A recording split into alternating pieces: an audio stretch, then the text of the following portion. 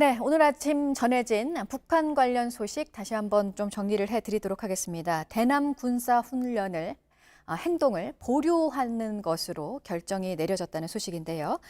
최근 곳곳에서 우리를 향한 도발 가능성을 북한이 보여주면서 긴장감이 높아지고 있던 상황이었습니다. 이제 이런 결정으로 어떤 움직임이 있을지 다시 한번 주목이 되는 상황인데요.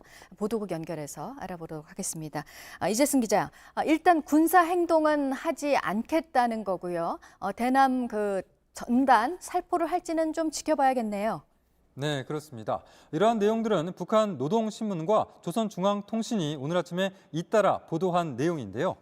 북한 김정은 위원장이 어제 노동당 중앙군사위원회 예비회의를 열고 대남 군사행동 계획을 보류했다라고 전했습니다.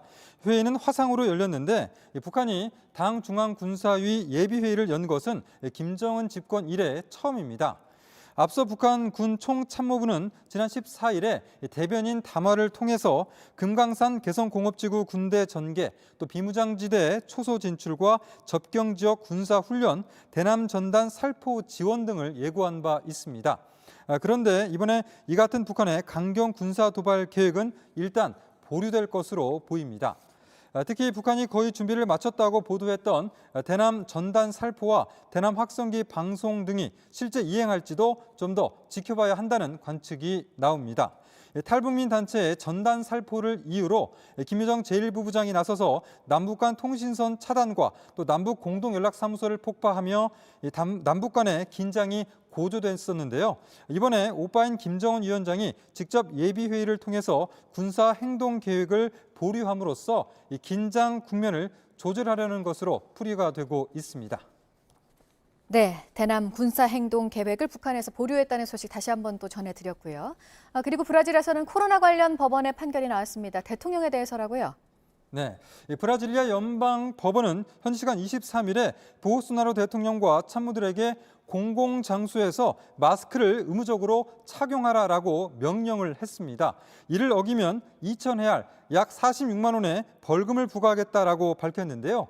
이는 브라질리아 당국이 마스크 의무화 조치를 위반한 전 교육부 장관에게 지난 15일에 2,000헤알의 벌금을 부과한 데 따른 것입니다.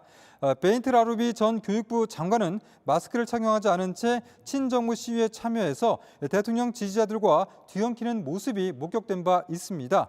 이후에 그동안 자신을 지지하는 집회에 마스크를 쓰지 않은 채 여러 차례 참여를 했던 보우소나로 대통령에게도 벌금을 부과해야 한다라는 이런 주장이 제기돼 왔습니다. 그리고 잠시 한 가지 말씀을 드릴 거는 밤사이에 서울에서 열대가 나타났다라는 이런 소식이 전해졌었는데 다시 또 뒤바뀌어서 오전 9시까지를 지켜보니까 밤사이 최저 기온이 25도를 넘지 못했습니다. 서울에서. 그래서 서울에서 열대가 나타나지 않은 그런 상황이 되고 있습니다. 그리고 오늘은 전국적으로 장맛비가 예고되고 있습니다. 지금까지 아침 현지금 JTBC 이재승이었습니다.